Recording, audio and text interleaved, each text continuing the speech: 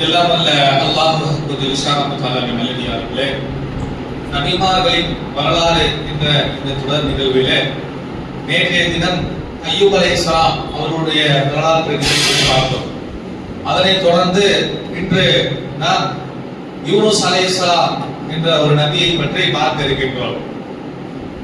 அல்லாஹ் தஆலா திருமறையில் கூறுகின்றார், என்று சொன்ன அந்த அய்யூப் நபியை எந்த வசனத்துல நபியை குறிப்பிடுகிறாரோ அதே வசனத்துல தான் யூனுஸ் நபி அவருடைய பெயரையும் அல்லாஹ் தஆலா குறிப்பிடுகின்றார்.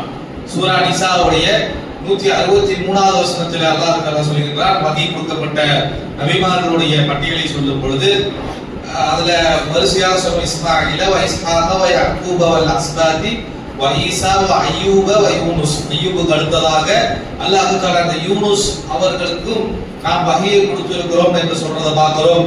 அதே போல 686ல வ இஸ்மாஈல வல் யஸா வல் யூனுஸ் வ லூத் குல்லன் ஃபத்தல்னா அலல் ஆலமீன். அப்படி என்று இந்த இடத்திலேயும் யூனுஸ் நபியுடைய பெயரை அல்லாஹ் தஆலா குறிப்பிடுறதை பார்க்கிறோம். யூனுஸ் நபியின் பெயரை சொல்லிட்டு ஃபத்தல்னா அலல் ஆலமீன், அகிலத்தாரை விட இந்த நபர்களை நாம் தேர்ந்தெடுத்துக் கொண்டோம் என்று அந்த பட்டியலில் யூனுஸ் நபியுடைய பெயரை சொல்லக்கூடியதை பார்க்கிறோம். அப்ப இவர்கள் எந்த பகுதியில வாழ்ந்தாங்க அப்படிங்கிறதுக்கு நமக்கு சில தரவுகள் கிடைக்கின்றது. அல் பிதாயா வ நிஹாயா போன்ற கிதாபுகள்ல சில தரவுகள் கிடைக்கின்றது. அது மேபி அது உண்மையாக இருக்கலாம். அந்த அடிப்படையில் என்ன நடக்குதுன்னு சொன்னா, நெபனி என்று சொல்லக்கூடிய ஒரு பகுதியில தான் இவர்கள் வாழக்கூடிய இன்னைக்கு இருக்கக்கூடிய ஈராக்ல இருக்கக்கூடிய நெபனி என்று சொல்லக்கூடிய ஒரு பகுதியில இவர்கள் வாழக்கூடியவர்களாக இருந்திருக்கிறாங்க. இது சம்பந்தமாக வரலாற்றுல ஒரு நிகழ்வு வரும்.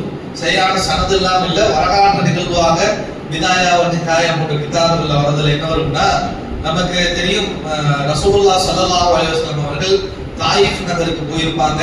போன இடத்துல அவர்கள் பிரச்சாரம் செய்வாங்க. அந்த குறைஷிகள் கேட்க மாட்டேங்கிறாங்க மக்கான்னு சொல்லிட்டு தாயிஃப் நகரத்துல போய் அந்த பிரச்சாரத்தை செய்திருப்பார்கள். அந்த பிரச்சாரம் செய்த பிறகு அந்த ஊர்ல தாயிஃப் வாசிகள் எப்படி அதுக்கு எதிர்வினை ஆற்றுவாங்கன்னா, ரசூலுல்லாஹ் மீது கல்லெறியக்கூடியதாகவும் ரசூலுல்லாஹ்வின் மீது தாக்குதல் நடத்தக்கூடியவர்களாக இருந்திருப்பாங்க. அப்போ இதுவரைக்கும் ஹதீஸ்ல இருக்கக்கூடிய செய்தி கூடுதலாக ஒரு விளக்கம், இதுக்கு எந்த சனதும் இல்லைனாலும் ஒரு விளக்கம் வருகின்றது. என்ன அப்படின்னு சொன்னா, இப்படி அடிப்பட்ட ரசூலுல்லாஹ் ஸல்லல்லாஹு அலைஹி வஸல்லம் அவர்கள் பக்கத்துல இருந்த ஒரு திராட்சை தோட்டத்துக்குள்ள தஞ்சம் புகுந்தாங்க. அந்த திராட்சை தோட்டம் யாருன்னா, மக்காவுல உத்துபா ஷைபா இருக்கிறாங்க இல்ல, அந்த இஸ்லாத்துக்கு எதிரியாக இருக்கக்கூடிய அந்த உத்துபா ஷைபாவுடைய தோட்டம், அந்த பேரிச்சம்பழ தோட்டத்துக்குள்ள ரசூலுல்லாஹ் ஸல்லல்லாஹு அலைஹி வஸல்லம் அவர்கள் அடைக்கலம் சென்று போனார்கள். அங்க வேலை செஞ்சிருக்கக்கூடிய அதாஸ் என்று சொல்லக்கூடிய ஒரு நபர், இவர் என்ன செய்யறாருன்னா, அப்படி ரசூலுல்லாஹ் அடிபட்டதும் கூட வந்துட்டு ஸைத் இப்னு ஹாரிஸா அவர்கள் இருப்பதை பார்த்துட்டு அடிபட்டு வந்திருக்கிறாங்களே என்று சொல்லி அந்த திராட்சை தோட்டத்தில் இருந்த சில திராட்சைகளை எடுத்துக்கொண்டு ரசூலுல்லாஹ் அவருக்கு சாப்பிட கொடுக்கின்றார்கள். கொடுக்கும்போது ரசூலுல்லாஹ் ஸல்லல்லாஹு அலைஹி வஸல்லம் அவர்கள் அந்த அந்தாஸ்ங்கிற நபரை பார்த்து, நீ எந்த ஊருக்கு, நீங்க இந்த ஊர் பார்த்தா இந்த ஊர் மாதிரி தெரியலையே அப்படிங்கிற மாதிரி கேட்கிறாங்க. அப்படி பேசிட்டு இருக்கும் போது ரசூலுல்லாஹ் என்ன சொல்றாங்கன்னா, பிஸ்மில்லா சொல்லி சாப்பிடுறாங்களாம். பிஸ்மில்லா சொல்லி சாப்பிடும் பொழுது அந்த அடாசுங்கிற நபர் வந்துட்டு என்ன கேட்கிறாருன்னா, இந்த பகுதியில் இருக்கக்கூடியவர்கள் வந்துட்டு இந்த மாதிரி சொல்ல மாட்டாங்களே, நீங்க என்ன பிஸ்மில்லான்னு சொல்றீங்களே என்று கேட்கும் பொழுது, அப்பதான் இவங்க கேட்கிறாங்க, நீ எந்த ஊர் அப்படின்னு கேட்கும் பொழுது இவர்கள் இந்த ஊரை குறிப்பிட்டார்கள். நவனி என்று சொல்லக்கூடிய இந்த ஊருடைய பெயரை குறிப்பிடுகிறார்கள். குறிப்பிடும் பொழுது ரசூலுல்லாஹ் திருப்பி கேட்டதாக, அந்த ஊரா, அந்த ஊர் எனக்கு நல்லாவே தெரியுமே, அந்த ஊர்ல தான் யூசுப் இப்னு மத்தா என்று சொல்லக்கூடிய யூசுப் நபி வாழ்ந்தாங்க, அந்த பகுதியில தான் அவர்கள் பிரச்சாரத்தை செய்தார்கள் என்று அந்த அந்தாசுங்கிற நபர்கிட்ட ரசூலுல்லாஹ் பதில் அளித்ததாகவும், அதற்கு அந்த அந்தாசுங்கிற நபர், உங்களுக்கு யூனுஸ் நபியுடைய வரலாறு எல்லாம் தெரியுமான்னு கேட்கும் பொழுது, நானும் நபியாக அனுப்பப்பட்டிருக்கிறேன், யூனுஸும் நபியாக அனுப்பப்பட்டிருக்கிறாங்க என்று பதிலளித்ததாக வரக்கூடியதை பார்க்கிறோம்.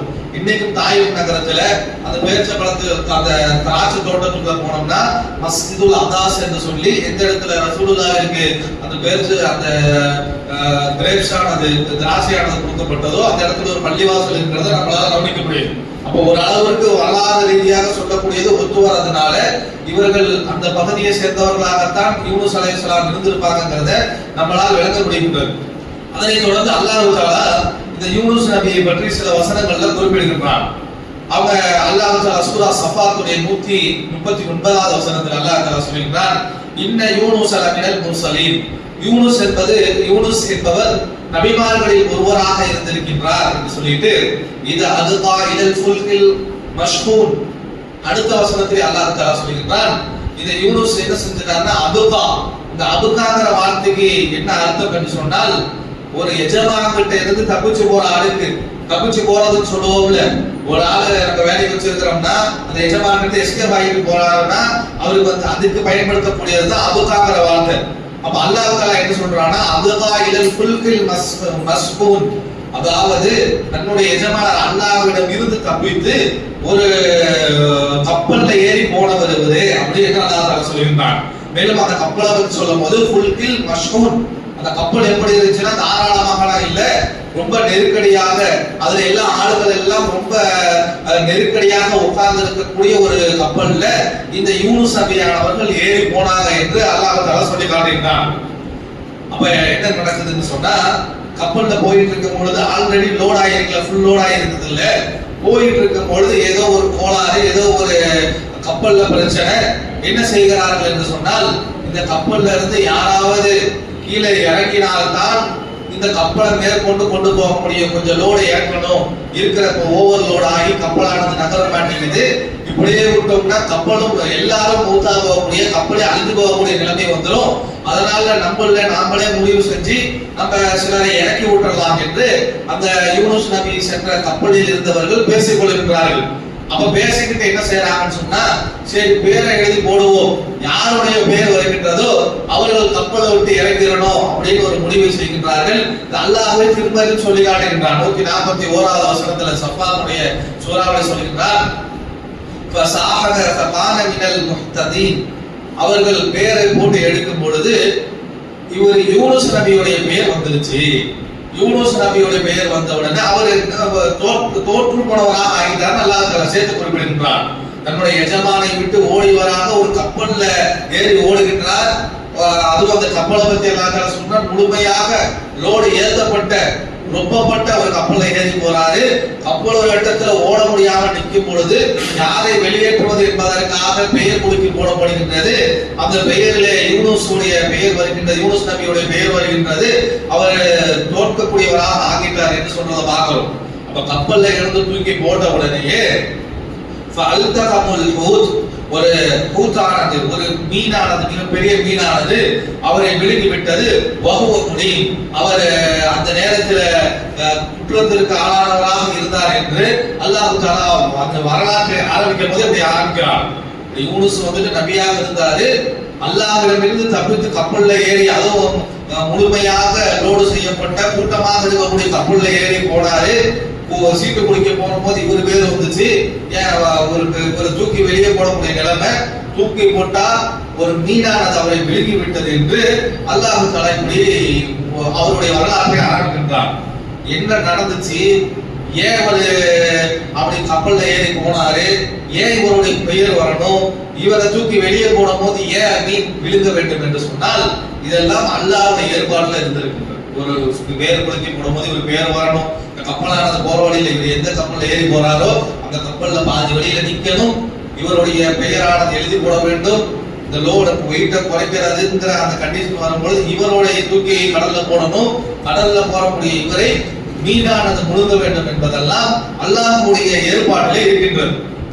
ஏன் அப்படின்னா, ஏன் என்ன நடந்துச்சு, ஏன் அப்படி போறாருன்னா, அல்லாஹ் தஆலா இதற்கு விளக்கத்தை சூரா அன்பியா 21வது சூராவுடைய 87வது வசனத்துல சொல்லியிருக்கான்.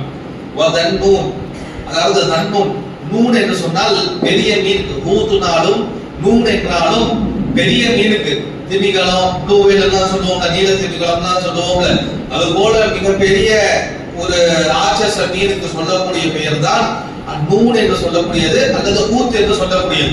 இந்த இடத்துல அல்லாஹ் தஆலா தன்னூன் என்று சொல்கின்றார், மீனுக்குரியவர் அப்படின்னு அல்லாஹ் தஆலா யூனுஸ் நபியை குறிப்பிட்டு, இது தாப முகாதிபன், அவர் கோபத்தோடு கிளம்பினாரு.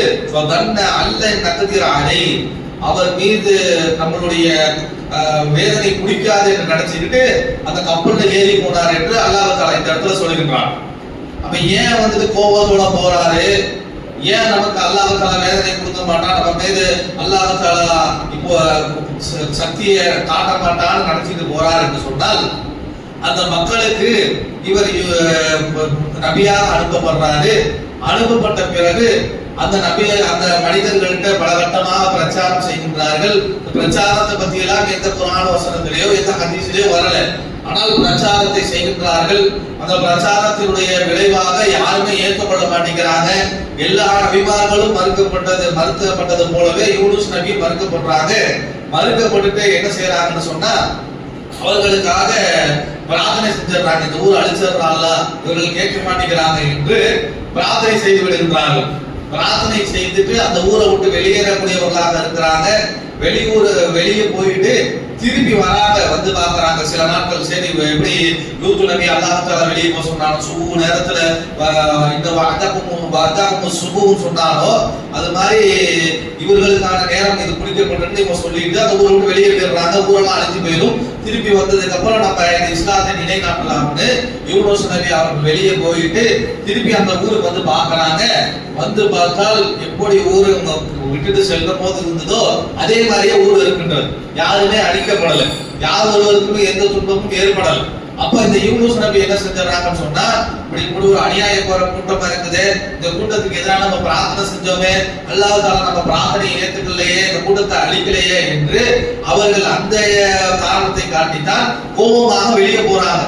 கோபமா போயிட்டு அந்த கப்பல்ல ஏறி, கப்பல்ல போற வழியில கப்பல் நின்று போய் பேர் குடிக்கி போட்டு இவங்க வேலையை கப்பல் விட்டு தூக்கி போட்டு நீளம் கொடுക്കുന്നதெல்லாம் எதனுடைய தொடர்ச்சியாக நடக்குதுன்னா, இவர்கள் பிரச்சாரம் செஞ்சு பிரச்சாரத்துடைய விளைவாக யாரும் ஏற்றுக்கொள்ளாமல், சத்திய ஒழுங்கை யாரும் ஏற்றுக்கொள்ளாமல் இருந்து அதற்காக அல்லாஹ்விட்ட இவர்களுக்கு வேதனையை பிரார்த்தனை செய்து அந்த வேதனையானது அவர்களை குடிக்கல.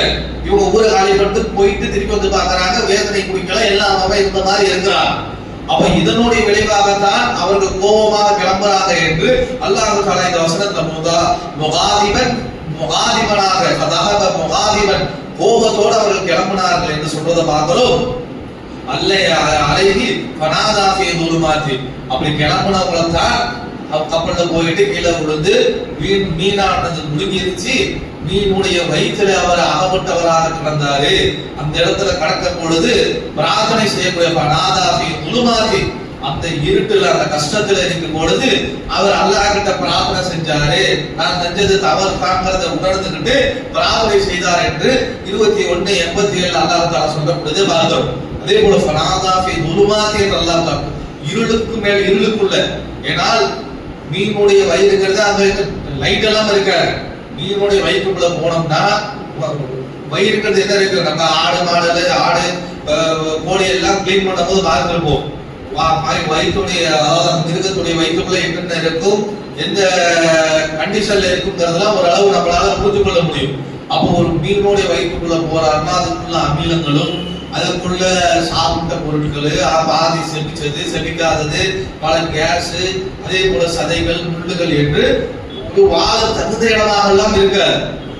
ஆனால் அது யூனுஸ் நபியை அந்த இடத்துல அல்லாஹ் தஆலா சிறை பிடிக்கிறான், அந்த இடத்துல அடைச்சு வைக்கிறான். அதே போல இருட்டு நிறைந்த இடமாக இருக்கும். கடலுடைய இருட்டு, கடல்ல ஆழத்துக்கு போக போக போக அது ஒரு இருட்டு. அந்த இருட்டுல இருக்கக்கூடிய மீனுடைய வயிறு இருக்குது, அது ஒரு இருட்டு. அதுதான் முழுமா என்ன சொல்றது, இருட்டுலையும் இருட்டு அப்படிங்கிற மாதிரி பண்பையில் அல்லாஹ் தஆலா சொல்கின்றான். அப்ப அந்த இருட்டுல அந்த கஷ்டத்துல மாட்டிக்கொண்டு இவர் உணர்கின்றார், அல்லாஹ் தஆலா அந்த ஊரை அழிக்கலன்னா ஏதோ ஒரு காரணம் இருந்திருக்கும், நம்ம அவசரப்பட்டு அல்லாஹ்வின் மீது நம்ம கோபப்பட்டுட்டோமே, அல்லாஹ்வின் மீது கோச்சிக்கிட்டு இப்படி வந்துட்டோமே என்று தன்னுடைய அந்த பாவத்தை, தன்னுடைய அந்த விஷயத்தை உணர்ந்தவர்களாக அவர்கள் அந்த இடத்துல பிரார்த்தனை செய்கின்றார்கள். செய்யக்கூடிய பிரார்த்தனையும் அல்லாஹ் தஆலா குர்ஆன் எடுத்து காட்டுகின்றான். அல்லாஹ் இலாஹா இல்லா அன்த, அல்லாஹ்வே வணக்கத்துக்குரியவன் உன்னை தவிர வேறு யாரும் இல்லை, சுப்ஹானக் நீ பரிசுத்தமானவன், இன்னி குன்து மினல் ஸாலிமீன் நான் அநியாயக்காரன்ல ஒருவனாக ஆகிவிட்டேன் என்று இவர்கள் தங்களுடைய அந்த பாவங்களை தாங்கள் செய்த தவறை ஒப்புக்கொள்றார்கள். அல்லாஹ் தஆலா அழிக்காம விட்டுறான். அந்த ஊரு பிரார்த்தனை செஞ்சாங்க, தாவா செஞ்சது சரி, அவர்கள் ஏற்றுக்கொள்ளாம இருந்தது சரி, அதுக்கப்புறம் அவர்கள் பிரார்த்தனை செய்யப்பட்டது சரி, திருப்பி நீங்க வெளியே போனது சரி, அவர்கள் திருப்பி அழிக்கப்படாமல் இருக்கும்னா அது என்ன ஏதுன்னு தெரிஞ்சுக்கணும்ல. இப்படி கோச்சுக்கிட்டு போனா அல்லாஹ்வுடைய கோச்சுக்கிட்டு போயிருவீங்களா அப்படி என்று அல்லாஹ் தஆலா ஒரு பாடத்தை புகட்டுவதற்காக அல்லாஹ் யூனுஸ் நபி இப்படி ஒன்று ஏற்படுத்தினார். யூனுஸ் நபியுடைய வரலாறை நமக்கு சொல்வதன் மூலமாக அல்லாஹ் நமக்கும் பாடம் நடத்துறான். அல்லாஹ்வுடைய ஏற்பாடு இருந்துச்சுன்னா அதை ஏற்றுக்கொண்டுதான் போகணும். அல்லாஹ்வுக்கு அல்லாஹ் இதெல்லாம் பார்த்துட்டு உனக்கு கண்ணு இருக்குதா, காது இருக்குதா, எனக்காக நீ கொடுப்ப அப்படி என்று இறைவனுடைய விஷயத்துல அவசரப்படக்கூடியவர்களாக நாம் இருந்துவிடக் கூடாது என்பதற்காகத்தான் யூனுஸ் நபியை இப்படி பண்ணியதற்காக அல்லாஹ் தஆலா வயிற்றுல வச்சு அவர்களுக்கு பாலத்தை புரட்டினார் என்று சொல்றதை பார்க்கிறோம். நாமும் அல்லாஹ்வுடைய விஷயத்தில் அல்லாஹ் நமக்கு சிரமத்தை கொடுக்கிறானா, அல்லாஹ் தஆலா நன்கு அறிந்தவனாக இருப்பான், இதுல ஏதாவது நமக்கு நலவு வச்சிருப்பான் என்று அப்படி நாடக்கூடியவர்களாக இருக்கணுமே தவிர அல்லாஹ்வுடைய விஷயத்தில் அவசரப்படக்கூடியவர்களாக கோபப்படக்கூடிய நான் துவா கேட்கிறேன் எனக்கு கபலாக மாட்டேங்குது நான் கேட்டுக்கிட்டே இருக்கிறேன் அல்லாஹ் கொடுக்க மாட்டானா அப்படி என்று அல்லாஹ்வுடைய விஷயத்துல நிராசை அடையக்கூடியவர்களாக கோபப்படுவதற்குரியவர்களாக நாம் ஆகிவிடக் கூடாது. அப்போ இந்த அவர்கள் கோபத்தோடு அந்த ஊரை விட்டு வெளியேறினதை தவறென்று யூனுஸ் நபி உணர்ந்தவர்களாக பிரார்த்தனை செய்கின்றார்கள். அல்லாஹ் இலாஹ இல்லா அன்த. அதுவும் இந்த பிரார்த்தனை பத்தி நம்ம பின்னாடி பார்ப்போம். என்ன பிரார்த்தனை பண்றாங்கன்னா, வணக்கத்துடைய அல்லாஹ் உன்னை தவிர வேற யாரும் இல்ல, சுப்ஹானக் நீ பரிசுத்தமானவன், இன்னி குந்து மினல் ஸாலிமீன் நான் அநியாயக்காரன்ல ஒருத்தர் ஆகிட்டேன், நான் பண்ணது தப்பு தான், முட்டை கோச்சிட்டு வந்துட்டு அநியாயம் செஞ்ச கூட்டத்துல ஒருத்தர் ஆகிட்டேன் என்று அவர்கள் பிரார்த்தனை செய்கின்றார்கள். அதே போல அல்லாஹ் தஆலா இன்னொரு இடத்துல சொல்கின்றான், 143 சொல்கின்றான், ஃபலௌலா அன்னஹு கான மினல் முஸப்பிஹீன் அவர் வயிற்றுக்குள்ள அந்த அகப்பட்டவனையே தெரிஞ்சுக்கிட்டார். அல்லாஹ் தஆலா நமக்கு பாடம் போடுறதுக்கு தான் அப்படி பண்ணியிருக்கிறான். அந்த கப்பல் நவுந்ததும் கப்பல் நின்று போனதும் கப்பல்ல இருந்து ஆளுகளை இறக்கி விடணும்னு சீட்டு குலுக்கி போடும்போது இவர் பேர் வந்ததும் இவரை தூக்கி போடும்போது கீழ் முடுக்கினதும் எல்லாம் அல்லாஹ்வோட ஏற்பாட்டுல இருக்குது. நம்ம பாட்டுக்கு அவசரப்பட்டு கோச்சிக்கிட்டு கோவித்து கொண்டு அல்லாஹ்கிட்டே அப்படி நடந்துட்டு வந்துட்டோம். இதற்காகத்தான் அல்லாஹ் நமக்கு பாடம் கொண்டு நாடினான் என்று அவர்கள் மீது வயிற்றுக்குள்ள போனதுல இருந்து அல்லாஹ்வை தஸ்பீஹ் செய்யக்கூடியவர்களாக மாறிடுறாங்க. மாறினோட அல்லாஹ் தஆலா சொல்றான், ஒருவேளை அவர் மட்டும் அப்படி தஸ்பீஹ் செய்யக்கூடியவராக இல்லாமல் இந்த மாதிரி லா இலாஹ இல்லா அன்த சுப்ஹானக இன்னி குன்து மினல் ஸாலிமீன் என்று பாவமன்னிப்பை கேட்காமல் ஒருவேளை யூனுஸ் நபி நான் அப்படிதான் கோச்சிக்கிட்டு மீன் வயிற்றுக்குள்ளே இருந்திருந்தாங்கன்னு சொன்னா லபிஸ ஃபீ பத்னிஹி இலா யௌமி யுபஅஸூன் திருப்பி எழுப்பப்படுற நாள் வரைக்கும் அந்த மீன் வயிற்றுக்குள்ளேயே கடை என்று நம்ம விட்டு இருப்போம் என்று அல்லாஹ் தஆலா 37-144 சொல்லக்கூடியதை பார்க்கிறோம். அப்ப அல்லாஹ் தஆலா ஒரு பாடத்தை கொண்டுவதற்காக யூனுஸ் நபிக்கு அப்படி ஏற்படுத்துகின்றான். ஏற்படுத்தும் பொழுது அவர்கள் பாவத்தை உணர்ந்து தஸ்பீஹ் செஞ்சு கேட்ட உடனே அவருடைய பாவமன்னிப்பை அல்லாஹ் ஏற்றுக்கொள்கின்றான். ஒருவேளை இந்த அத்தாட்சியை காமிச்சு அல்லாஹ் ஒரு வார்னிங் கொடுத்தோம் அப்படிதான் இருப்பேன், நான் பண்ணது கரெக்ட் தான், நான் துவா செஞ்சு அழைக்கப்படலை என்று ஒருவேளை அவர்கள் பிடிவாதம் முடித்தவர்களாக அவங்க கோபித்துக் கொண்டே இருந்திருப்பாங்கன்னா கியாமத் நாள் வரைக்கும் மீன் வைக்கலே கடை என்று விட்டு இருப்போம் என்று அல்லாஹ் தஆலா சொல்றதை பார்க்கிறோம். அப்ப இப்படி பிரார்த்தனை செஞ்ச உடனே அல்லாஹ் தஆலா என்ன செய்யறான்னு சொன்னா 21:88 சொல்கிறான், ஃபஸ்தஜப்னா லஹு அவருடைய அந்த பிரார்த்தனைக்கு நாம் பதிலளித்தோம், வனஜைனாஹு மினல் கம் அவர்களுக்கு ஏற்பட்டிருந்த அந்த துன்பத்தில் இருந்து நம்மை அவரை காப்பாற்றினோம், கதாலிக நஸில் முஃமினீன் இவ்வாறே முஃமின்களை நாம் காப்பாற்றுவோம் என்று அல்லாஹ் தஆலா சொல்வதை பார்க்கிறோம்.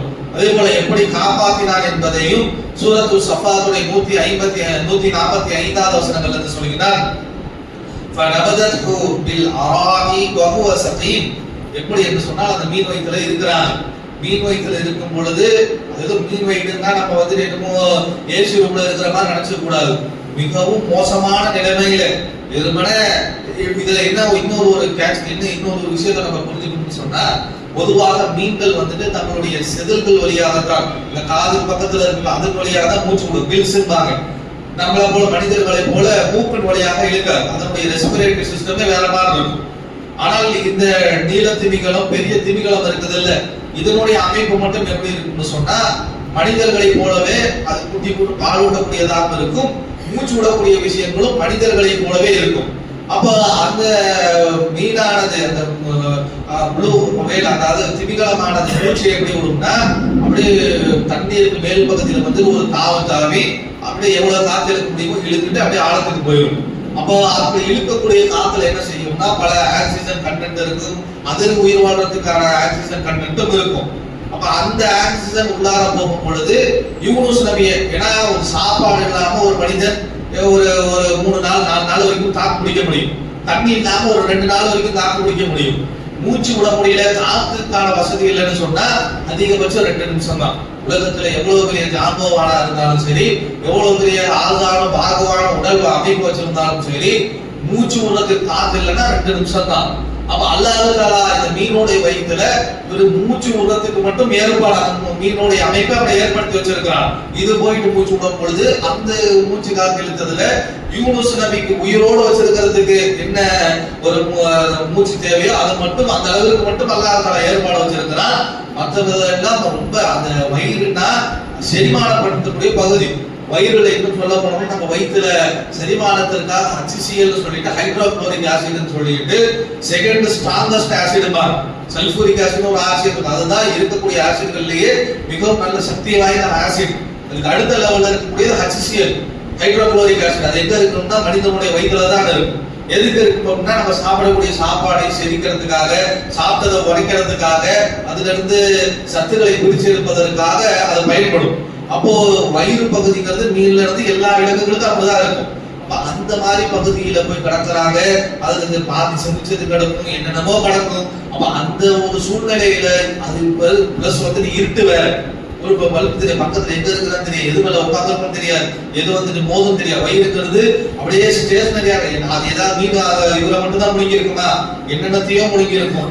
அவர் வயிற்றுக்குள்ள போனதுக்கு அப்புறம் எதையாவது முழுங்கக்கூடியதாக இருக்கும். அப்ப இவ்வளவு ஒரு துன்பத்துல வந்துட்டு அவர் இருந்திருக்கிறாரு. இருந்துகிட்டு அவருடைய பிரச்சனையை உணர்ந்து கொண்டு சரி நம்ம பண்ணது தப்புதான் உணர்ந்துகிட்டு பிரார்த்தனை செய்யறாரு.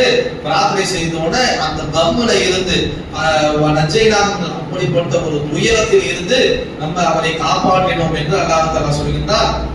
சொல்லிட்டு அடுத்தடுத்த வசனங்கள்ல சொல்றார், அப்படி காப்பாற்றணும்னு நினைச்ச உடனே நம்ம என்ன பண்ணோம்னா பில் அராஇ வஹுவ சகீம், அவர் அந்த மீனானது ஒரு கடல் பகுதியில் வந்து மொட்டை காடுன்னு சொல்லுவோம்ல, அது மாதிரி இருக்கக்கூடிய ஒரு நிலப்பரப்பிலே அவரை கொண்டு போய் அந்த மீன் கக்கியதாக போடுற மாதிரி நம்ம ஏற்பாடு பண்ணிட்டோம்ங்கிறது சொல்றதை பார்க்கிறோம். போடும்போது எப்படி இருக்கிறான்னா வஹுவ சகீம், நோய்வாய்ப்பட்டவராக இருக்கிறார். நல்லா தான் இருக்குது. கப்பல்ல ஏறி போறதுக்கெல்லாம், கப்பல்ல பிரயாணம் பண்றதுக்கெல்லாம் உடல் வலிமை வேண்டும். அப்ப நல்ல நிலைமையில இருக்கும் போது கப்பல்ல ஏறி இருக்கிறாரு. மீன் வைக்குள்ள போயிட்டு அந்த இருட்டுல அகப்பட்டு அந்த மீனுடைய வயிற்றுடைய சூழ்நிலை எல்லாம் மிகவும் இவர மோசமான நிலைக்கு தள்ளியது. உயிர் மட்டும்தான் மிச்சம் இருக்குங்கிற மாதிரி ஒரு நிலைமைக்கு ஆளாகப்பட்டு பிறகு அல்லாஹ் தஆலா இருக்கிறான் அந்த நிலைமையில பிரார்த்தனை செஞ்சிருக்கிறாரு. அல்லாஹ் தஆலா மீனுக்கு கட்டளை இட்டார். சோதனை முடிஞ்சிருச்சு, இவர் ஏதாவது பாடம் புகட்டணும்னு நினைச்சோம் முடிஞ்சிருச்சு, இவரை கொண்டு போய் ஒரு பீச்சில போடு, கடல் கரையில போடு என்று அல்லாஹ் தஆலா மீனுக்கு கட்டளை இட்டார். இவர் இந்த மீனும் போய் இவரை கடல் கரையில துப்புது. துப்புனா இந்த புத்து உயிரம் குல உயிரமா கிடக்குதுந்தாங்க, அது மாதிரி சத்தியமாக கிடக்குறாரு.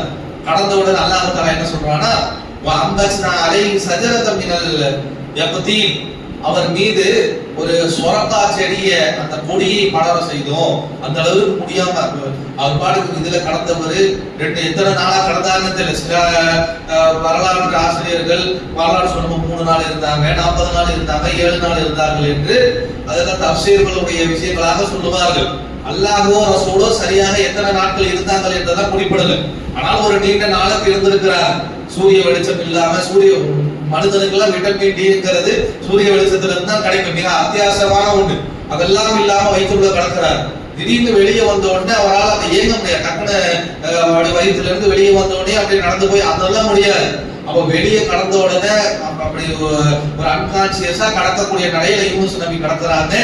அவரை பாதுகாக்கும் பொருட்டு, அவருக்கு ஒரு நிவாரணம் கொடுக்கும் பொருட்டு அல்லாஹ் என்ன பண்றான்னா, எந்த இடத்துல மீனவரை துப்பியதோ வெளியேற்றியதோ அந்த இடத்துல அல்லாஹ் தஆலா பகீன் என்று சொல்லக்கூடிய சொரக்கா கொடி இருக்குது இல்ல, அந்த சொரக்கா கொடி மாதிரி ஒரு கொடியை அவர் சுத்தி அப்படியே படர்ந்து மேல வெயில்ல இருந்து அவருக்கு பாதுகாப்பு கொடுக்கக்கூடியதாகவும் அந்த செடியுடைய நிழல் கிடைக்கக்கூடியதாகவும் அப்படி ஒரு ஏற்பாட்டை யூனுஸ் நபிக்கு ஏற்படுத்தியதாக அல்லாஹ் 146 சொல்றதை பார்க்கிறோம்.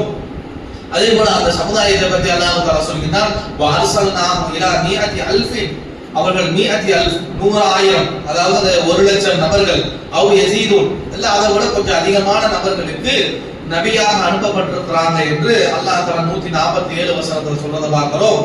அவர்கள் என்ன செஞ்சுட்டாங்க, ஏன் அல்லாஹ் விட்டுட்டானா, இவங்கதான் அந்த கடைசி வசனத்துல சொல்லுகின்றான், 148ல சொல்லுகின்றான் யூனுஸ் நபி சம்பந்தமா வரக்கூடிய கடைசி வசனம். அதுல சொல்லிருக்கான் ஃபஆமினு ஃபமத்தஅனாஹும் இலாஹீன்.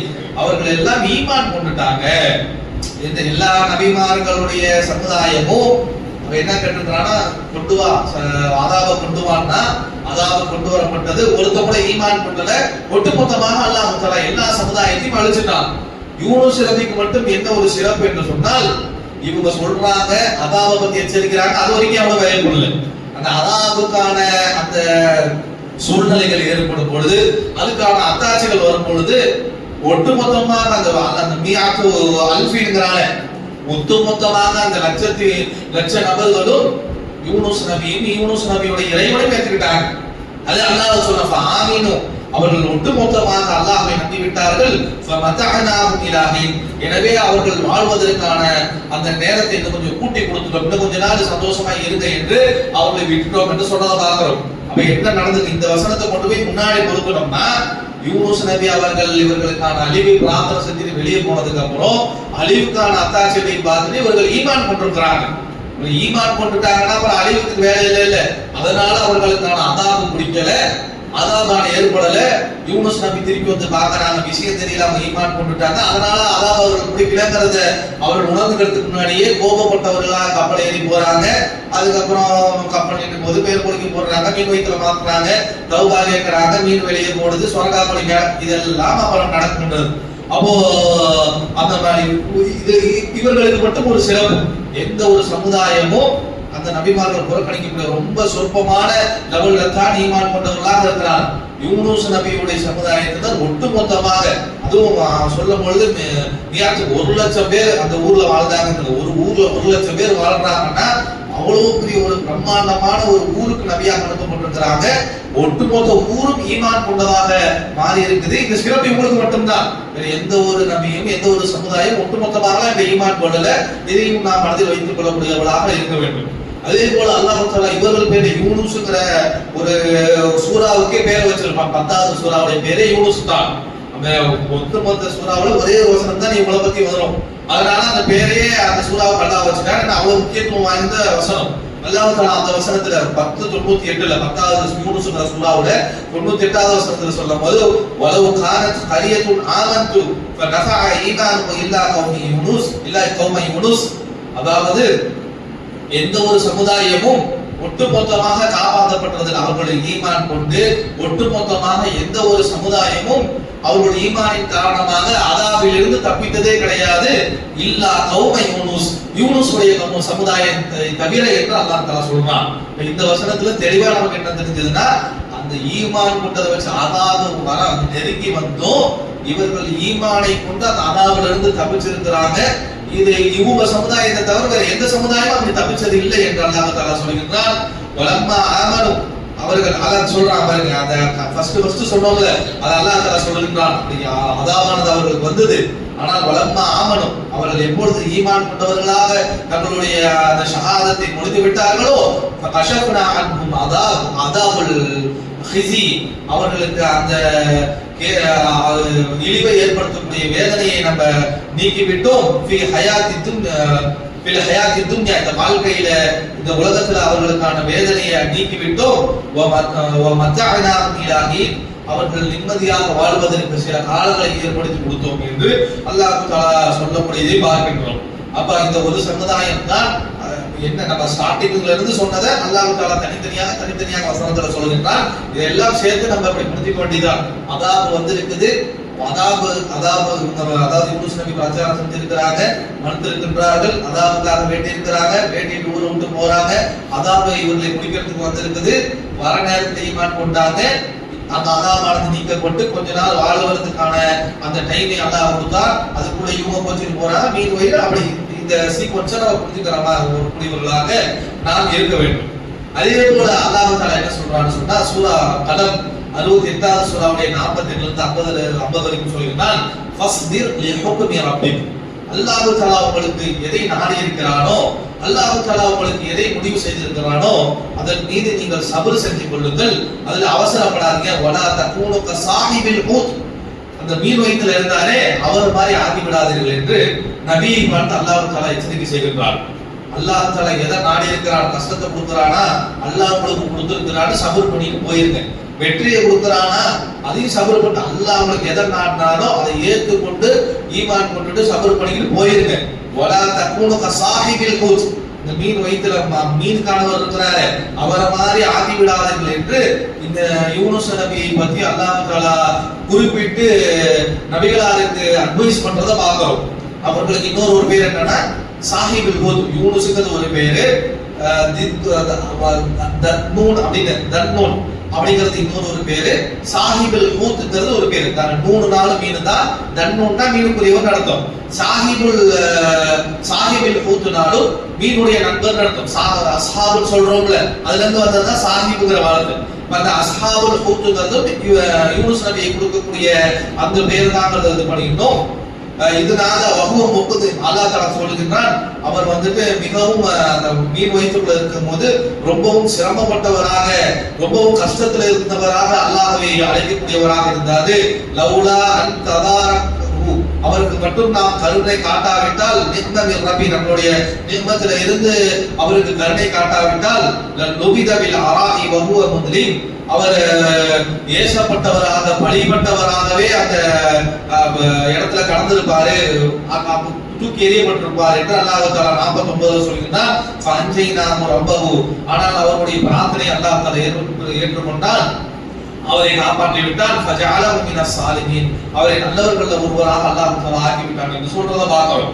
அப்போ இந்த இடத்துல ரசூலுல்லாஹ்வுக்கு அல்லாஹ் தஆலா அட்வைஸ் பண்ணும் பொழுது, அவர் மீனுடைய வயிற்றில் இருந்தவர் மாதிரி அவசரப்படுறாதீங்க, அல்லாஹ் உங்களுக்கு எதை நாடினாலும் அதுல சபர் செய்யக்கூடியவர்களாக இருங்க என்று சொல்லக்கூடியதை பார்க்கிறோம். அதே போல இவர்கள் சம்பந்தமாக ஜாமிஅ திர்மிதியில 3505வது இலக்கத்தில் உள்ள ஹதீஸ் வருகின்றது. ரசூலுல்லாஹ் சொல்கிறார்கள், தஅவத்து தின்னூன், தின்னூன்னா மீனுக்குரியவர் நடத்தும், யூனுஸ் நபி தான் கொடுக்கும். அப்ப தின்னூனுடைய பிரார்த்தனை பத்தி ரசூலுல்லாஹ் சொல்றாங்க, இது தாக வஹுவ ஃபீ பத்னில் ஹூத், அவர்கள் மீனுடைய வயிற்றில் இருக்கும்போது இந்த பிரார்த்தனை செய்தார்கள் என்று இந்த பிரார்த்தனை ரசூலுல்லாஹ் சொல்லி காட்டுகின்றார்கள்.